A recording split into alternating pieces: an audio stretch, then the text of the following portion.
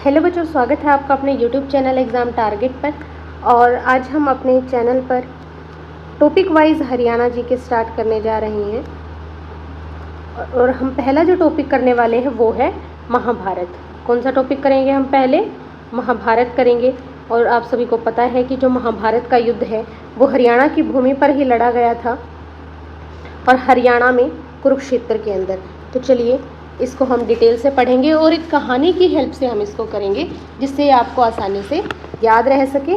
देखो, हमें पूरी महाभारत तो ना तो हमें पढ़नी है और ना ही हम पढ़ सकते हैं, लेकिन जो इम्पोर्टेंट फैक्ट है हम सिर्फ उन्हीं को करेंगे।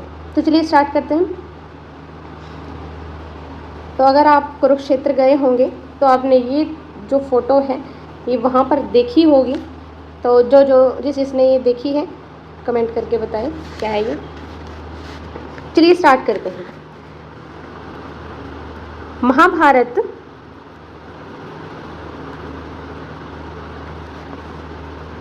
का जो मूल नाम है वो क्या है? मूल नाम महाभारत का जो मूल नाम है वो है जय संहिता। क्या नाम है महाभारत का मूल नाम? जय संहिता नाम है। और ये महाभारत जो है वो संसार का सबसे बड़ा महाकाव्य है। संसार का सबसे बड़ा महाकाव्य।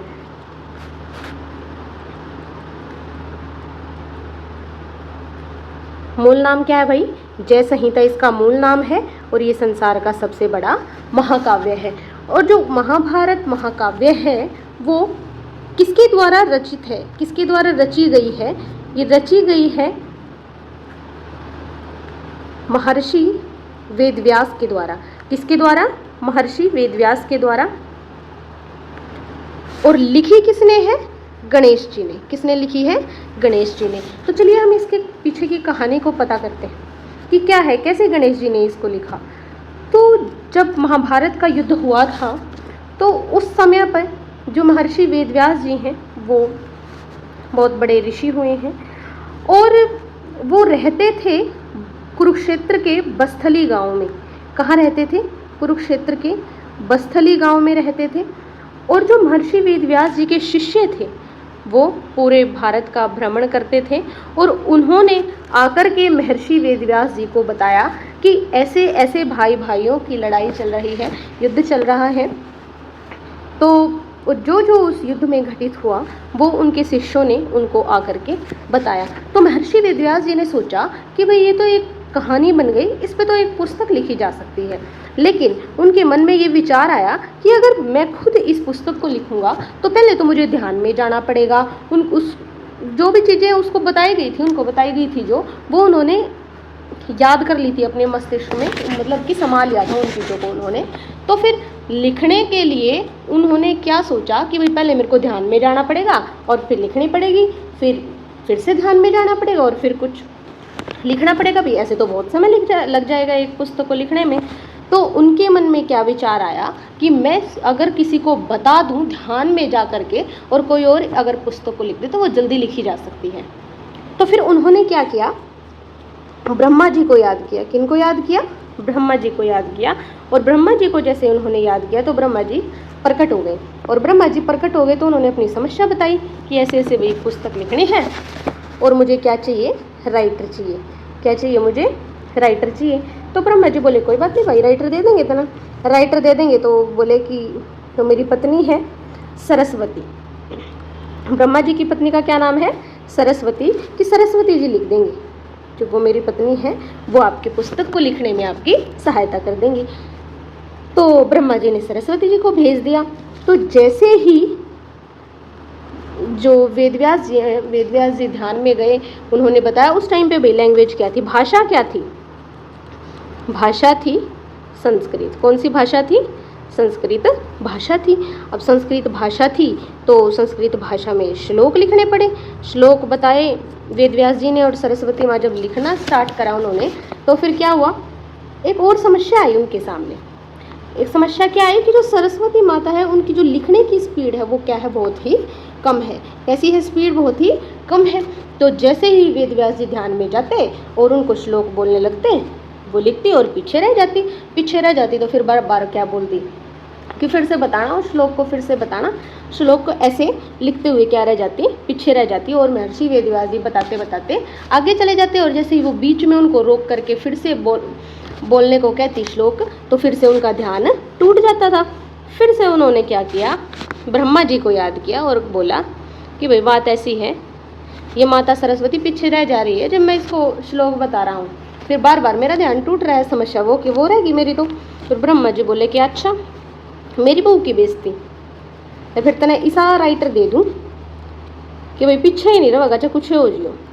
तो उन्होंने बोला कि जो गणेश जी हैं वो लिखेंगे आपकी पुस्तक को। कौन लिखेंगे?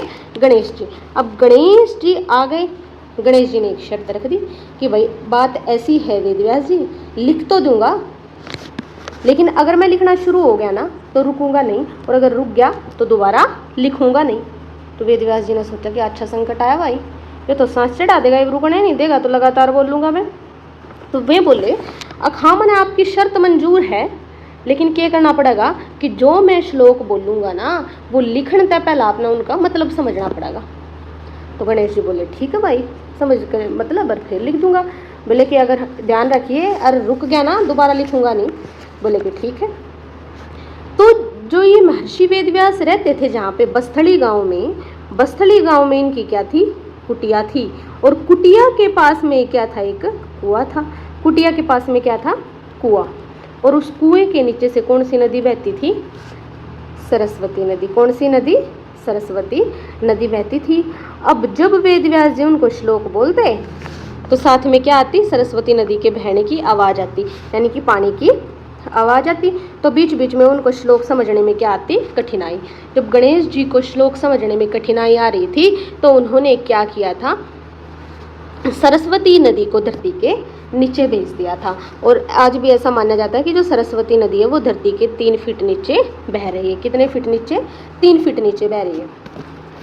तो गणेश जी लिखना शुरू हो गए भाई, और वेदव्यास जी ने बताना शुरू कर दिया। तो भाई फटाफट लिखना शुरू कर दिया गणेश जी ने। तो और वे किसके साथ लिख रहे थे मोर पंख के साथ। किसके साथ, मोर पंख के साथ। बीच में क्या होया कि जब वो बहुत स्पीड से लिख रहे थे तो उनका मोर पंख टूट गया। क्या हो गया, मोर पंख टूट गया। और मोर पंख टूट गया तो अगर दूसरा मोर पंख मांग दे तो क्या हो जाता, पीछे रह जाते।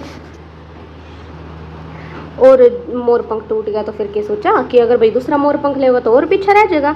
अरे तो सांस लेना नहीं तो रुकना नहीं है। तो रुकना नहीं तो गणेश जी ने क्या करा, अपना एक दांत तोड़ लिया। अपना एक दांत तोड़ा और अपने दांत के साथ लिखना शुरू कर दिया। तो इसलिए गणेश जी को क्या बोलते हैं, एक दंत भी बोलते हैं। तो उन्होंने कुछ महाभारत तो किसके साथ लिखी, मोर पंख के साथ लिखी, और बाकी की किसके साथ लिखी, जब वो टूट गया तो दांत के साथ लिखी। किसके साथ लिखी, दांत के साथ लिखी। तो इसलिए उनको क्या बोला गया है, एक दंत बोला गया है। तो होपफुली आपको ये सारा समझ में आ रहा होगा। तो यहाँ से आपके कितने क्वेश्चन बन गए हैं कि जो महाभारत का मूल नाम है वो क्या है, जय संहिता है। और जो महाभारत है वो संसार का सबसे बड़ा महाकाव्य है। और संसार का सबसे बड़ा महाकाव्य है तो लिखा किसने है, महर्षि वेदव्यास ने लिखा है। और महर्षि वेदव्यास ने कहाँ पे लिखा था, कुरुक्षेत्र के बस्थली गांव में। कुरुक्षेत्र के बस्थली गांव में। और अगर ये पूछ लिया जाए कि कौन सी नदी के किनारे लिखा था, तो कौन सी नदी के किनारे लिखा था, सरस्वती नदी के किनारे। और किसने लिखी, गणेश जी ने लिखी। और भाई किस चीज़ के साथ लिखी, पहले तो मोरपंख के साथ लिखी, और मोरपंख के टूट जाने के बाद किसके साथ लिखी, दांत के साथ लिखी।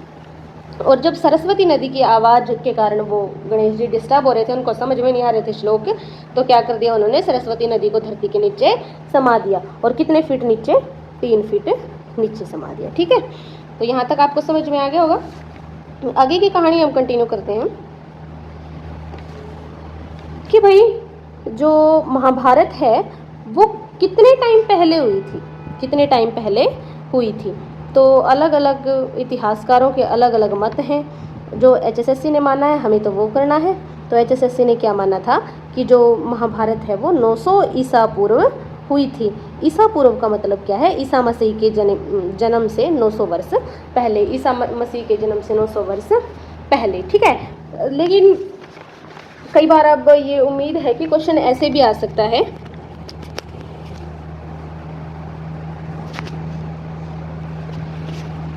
कि भाई एच डी सांकलिया के अनुसार, एच डी सांकलिया के अनुसार जो महाभारत है वो कितने टाइम पहले हुई थी? एच डी सांकलिया के अनुसार टाइम पीरियड क्या है? 600 ईसा पूर्व। कितना है? 600 ईसा पूर्व, ठीक है। और आर.सी. मजूमदार और के.सी. यादव, आर.सी. मजूमदार और के.सी.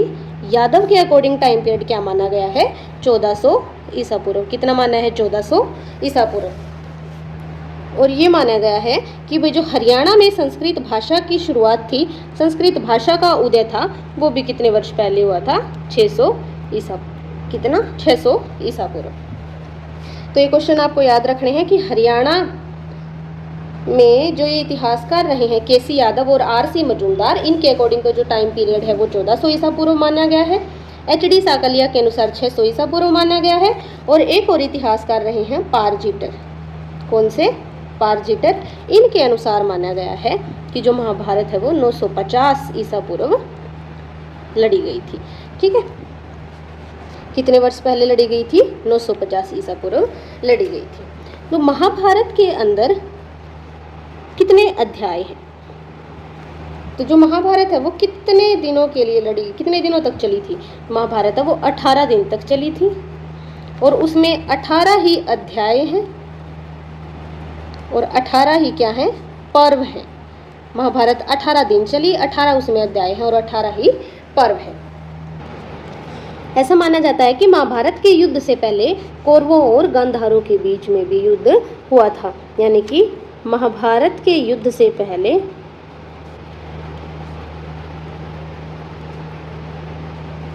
पहले एक और युद्ध हुआ था। कौन सा युद्ध? कौरवों और गांधारों का युद्ध। कौरवों और गांधारों का युद्ध हुआ था। तो आपको याद रखना है ये सारे फैक्ट। याद करने के बाद और कुछ और पॉइंट हैं जो आपको लिखने हैं। वो क्या है कि जो हरियाणा संस्कृत अकादमी है, हरियाणा संस्कृत अकादमी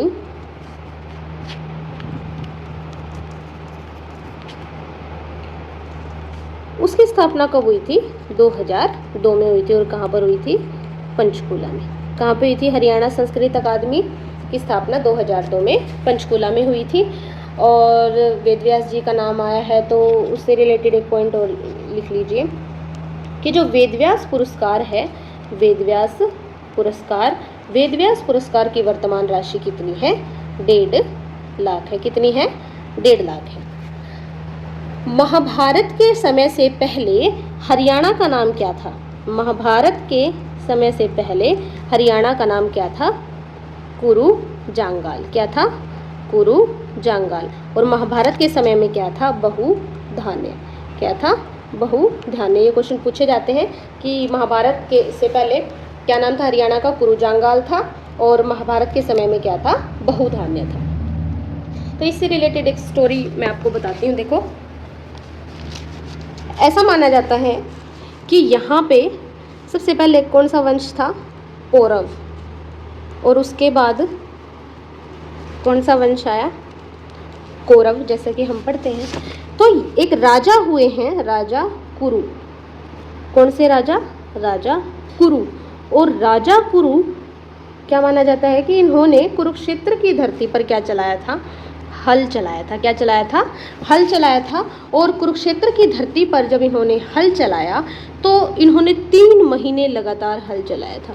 कितने महीने? 3 महीने लगातार हल चलाया। 3 महीने अगर कोई आदमी लगातार हल चला देगा तो क्या हुआ उस टाइम पे? हल चलाने के बाद इनसे क्या हो गए थे? जो विष्णु भगवान हैं वो क्या हो गए थे? प्रसन्न हो गए थे। विष्णु भगवान प्रसन्न होकर के आए और बोला कि हे राजन, 3 महीने से लगातार हल चला रहे हो, क्या चाहिए तुम्हें? ऐसा क्या होगा यहाँ जो 3 महीने से लगातार क्या कर रहे हो? हल चला रहे हो। तो इनका जवाब पता है क्या था? कि मैं यहाँ पर योग, तपस्या, कर्म, क्षमा और दया बोना चाहता हूँ। इन्होंने क्या कहा था कि मैं यहाँ पे क्या क्या बोना चाहता हूँ? योग, तपस्या, कर्म, क्षमा और दया बोना चाहता हूँ। उसने सोचा भाई इसी तगड़ी चीज़ वो होगा, इसके तो हमने बीज भी ना देखे आज तक। उसके बाद कौन आए?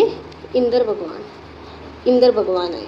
इंद्र भगवान आए तो उन्होंने भी यही पूछा कि भाई क्या बोगा, बता तो दे। जब इन्हें फिर बताया कि भाई मैं क्या बोलना चाहता हूँ, योग तपस्या कर्म क्षमा और दया बोलना चाहता हूँ। तो विष्णु भगवान बोले कि भाई बात ऐसी है, ये कुकर बोगा तू नू तो बता दे।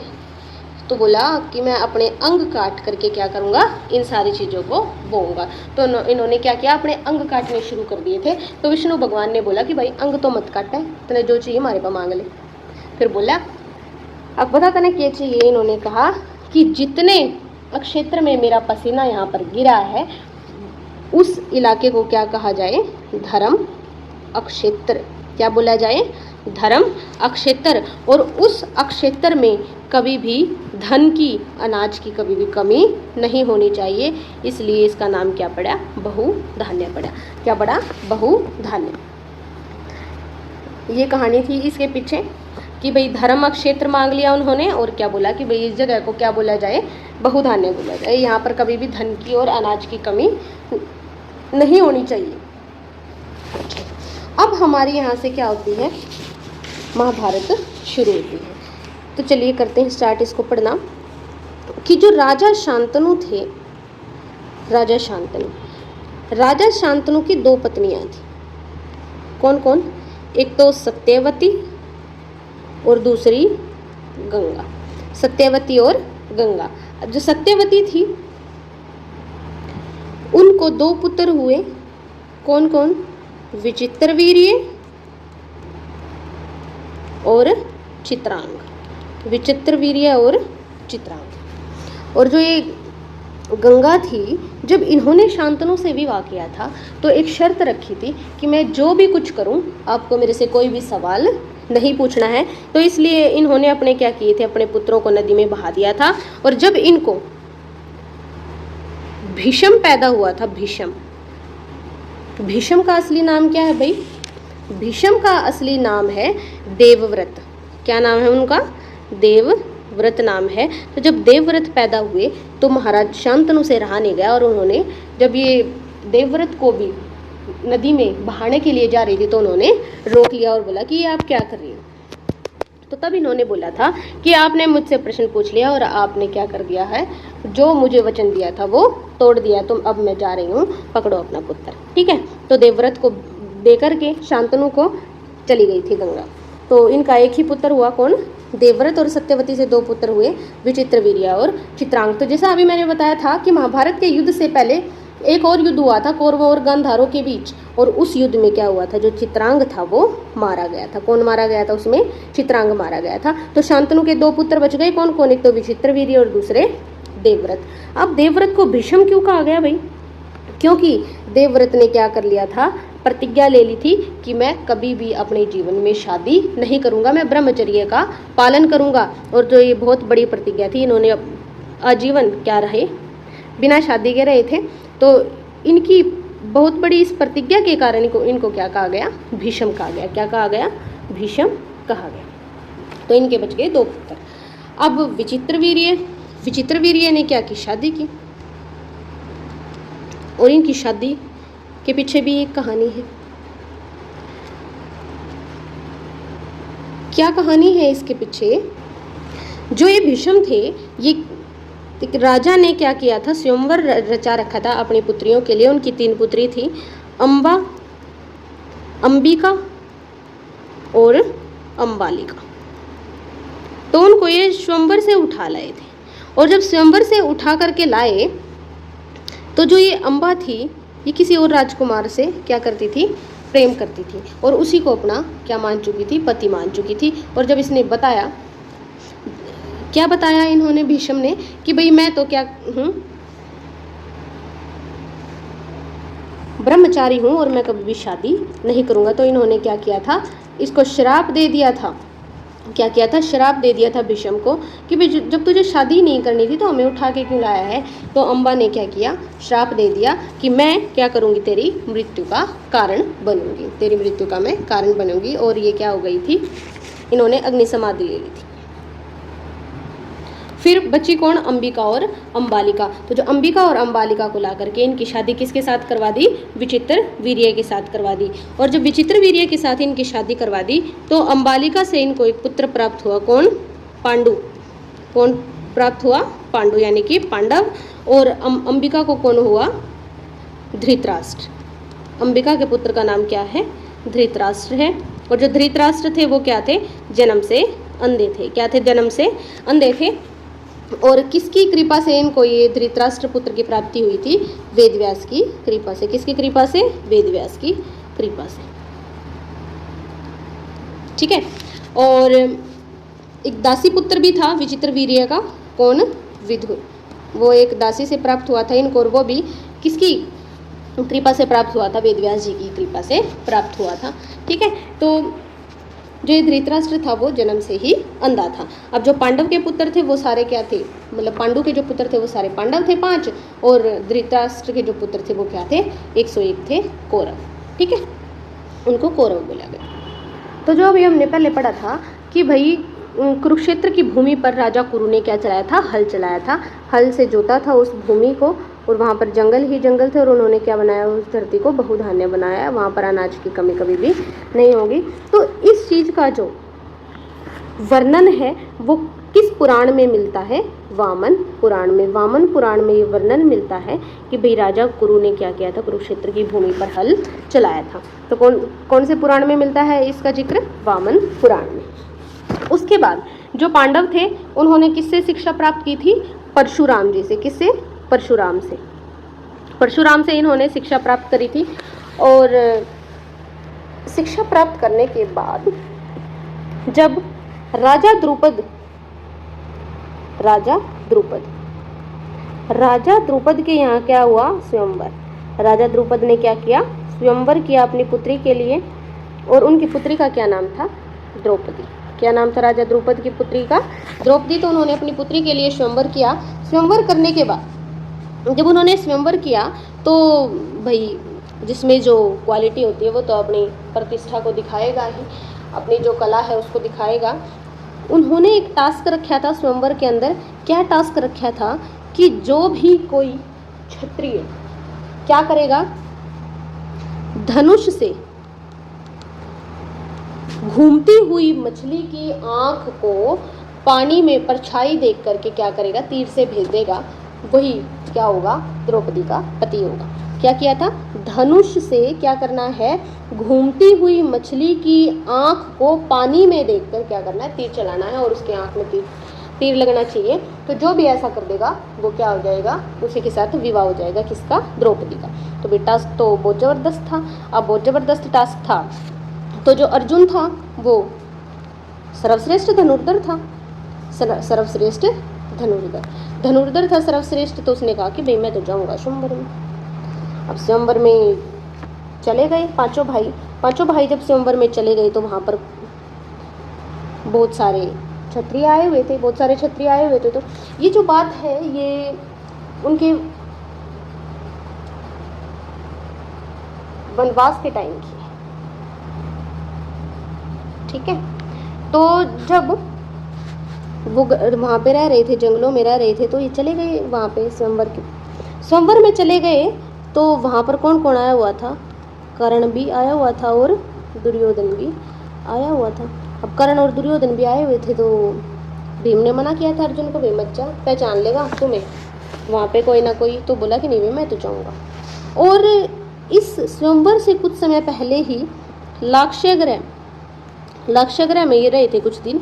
और लाक्षागृह में जब ये रहे थे तो वहाँ पे क्या लग गई थी, आग लग गई थी, और वहाँ भीलनी और उनके 5 बच्चों की मृत्यु हो गई थी। तो उन शवों को देख करके क्या लगा था कि वे 5 पांडव और माता कुंती मारी जा चुकी है। ठीक है। तो सबने ये मान लिया था कि पांडव और कुंती क्या हो गई है, मर गई है। तो जब लाक्षागृह के बाद ये गए थे, जो ये लाक्षागृह नामक घटना ये कहाँ पर हुई थी, बागपत में हुई थी। कहाँ हुई थी, बागपत में। तो जब ये वहाँ गए, कहाँ पर, स्वयंवर के अंदर, जब ये स्वयंवर के अंदर गए हुए थे तो जितने भी क्षत्रिय आए हुए थे उनसे पहले तो बात धनुष ही नहीं उठा। और धनुष नहीं उठा तो जब सभी हार चुके थे तो कर्ण उठे और कर्ण को देख करके द्रौपदी ने क्या ताना मार दिया कि भाई ये जो स्वयंवर है ना ये राजाओं के लिए है। तो ऐसा सुनने के बाद क्या किया दुर्योधन ने तिलक कर दिया और बोला कि अंगराज, अंग का राजा अंगराज बन गया है ये, अब ये ले सकता है भाग। तो फिर उसने क्या बोल दिया कि ये तो क्षत्रियों के लिए है। किसके लिए है स्वयंवर? क्षत्रियों के लिए है। वो जो कर्ण था वो क्या माना जाता था? सूतपुत्र। क्या था? सूतपुत्र माना जाता था। तो उसने भी क्या किया? स्वयंवर में भाग नहीं लिया, उसको भाग नहीं लेने दिया गया। तो फिर बचा कौन? बच गया अर्जुन बच गया। तो बोला कि क्या मैं भी इस स्वयंवर में भाग ले सकता हूँ? राजा द्रौपदी ने सोचा भाई किसी की बस की बात नहीं थी, आजा तू भी कर ले ट्राई।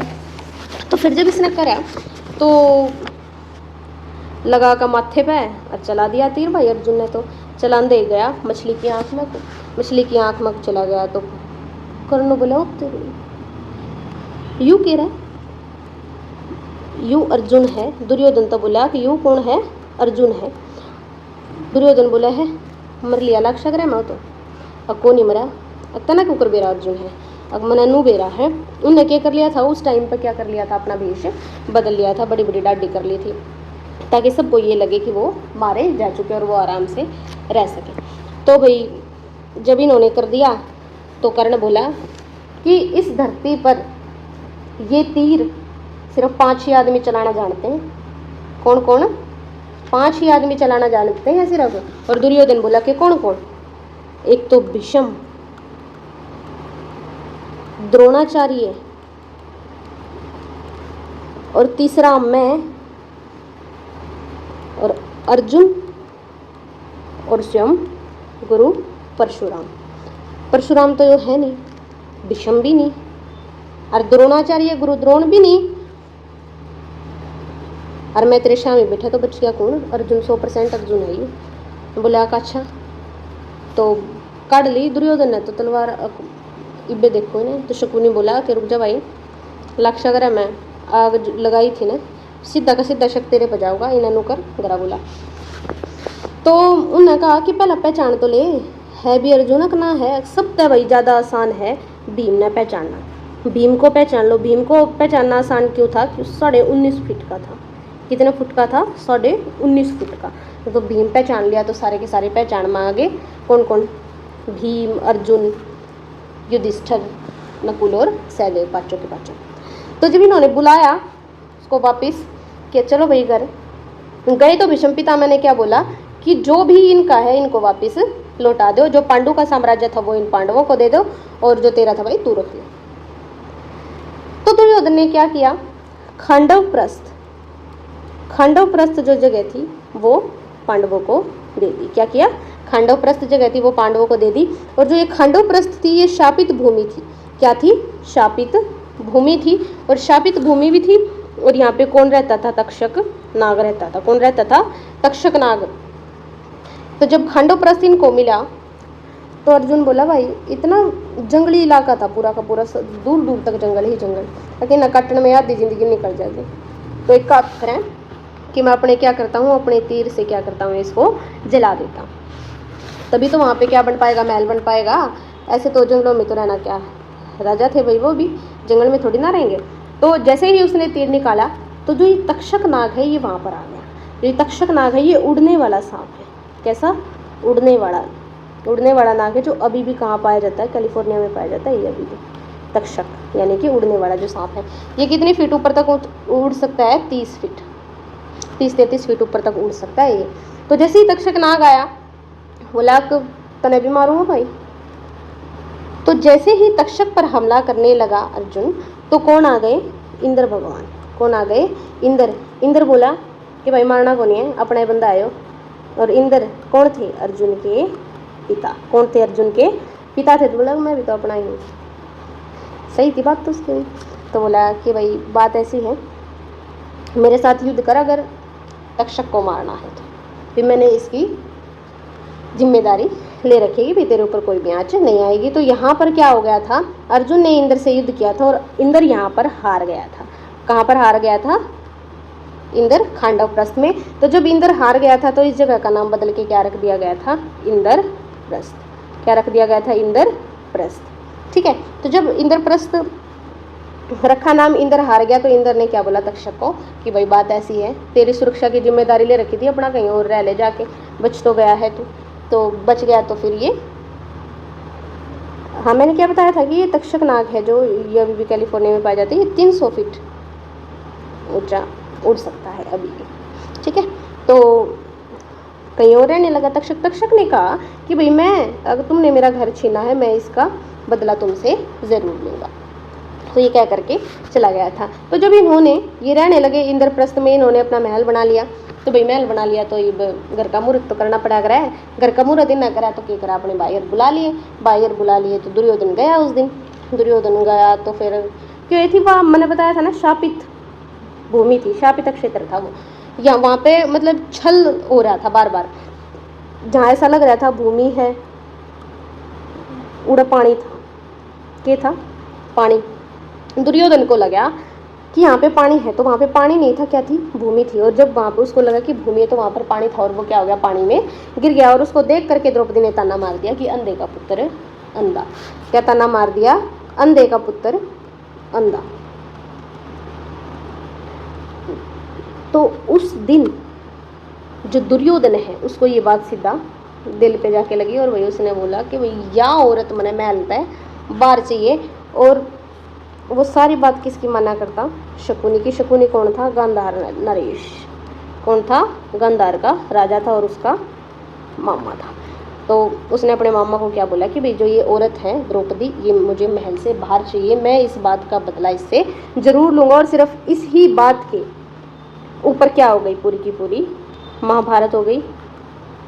जो आगे की महाभारत है वो हम नेक्स्ट क्लास में करेंगे। तब तक आप इन सारे पॉइंट्स को क्या कर लो, नोट कर लो और लर्न कर लो। हमने इस क्लास में कौन कौन से क्वेश्चंस अपने कवर किए हैं वो हम एक बार जल्दी से क्या करते हैं, रिवाइज कर लेते हैं। जो महाभारत का मूल नाम है, महाभारत का मूल नाम क्या है, जय संहिता। कौन सी नदी के किनारे महाभारत लिखी गई, सरस्वती नदी के किनारे। और ये रची किसने है, वेदव्यास जी ने। लिखी किसने, गणेश जी ने। भाषा कौन सी भाषा में लिखी गई है, संस्कृत भाषा में लिखी गई है।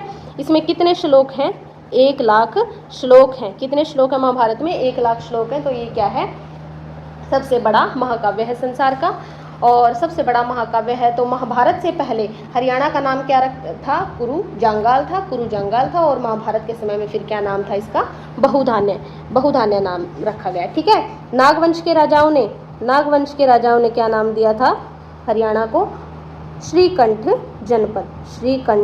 जनपद।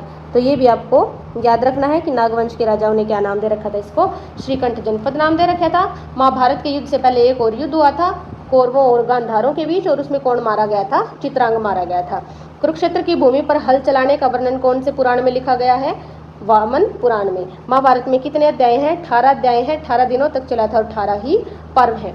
और महाभारत का युद्ध कितने ईसा पूर्व माना जाता है, 900 ईसा पूर्व माना गया है HSSC के अकॉर्डिंग तो। और इतिहासकार पारजिटर के अनुसार माना गया है 950 ईसा पूर्व। और केसी यादव और RC मजूमदार के अनुसार कितने वर्ष पूर्व, 1400 ईसा पूर्व। और HD सांकलिया के अनुसार 600 ईसा पूर्व। हरियाणा में जो संस्कृत भाषा का उदय है वो भी 600 ईसा पूर्व माना गया है। और भाई जो वेदव्यास पुरस्कार की वर्तमान राशि वो 1.5 लाख है। और हरियाणा संस्कृत अकादमी 2002 में बनी थी, और कहाँ पे है, पंचकुला में है, ठीक है। और कौन से क्वेश्चन रह गए, एक क्वेश्चन और है, द्रौपदी का दूसरा नाम क्या था, द्रौपदी का दूसरा नाम क्या था, कृष्णा था भाई, क्या था द्रौपदी का दूसरा नाम, कृष्णा। और महाभारत में कुल श्लोकों की संख्या कितनी है, 1,00,000 है। और जो महाभारत का युद्ध है वो कितने क्षेत्र में लड़ा गया था, 48 कोस। कितने क्षेत्र में लड़ा गया था, 48 कोस में लड़ा गया था। और किलोमीटर में देखें तो लगभग 156 किलोमीटर अप्रोक्स, लगभग, ठीक है, लगभग 156 किलोमीटर। बाकी के क्वेश्चन हम नेक्स्ट क्लास में करेंगे। Thank you so much.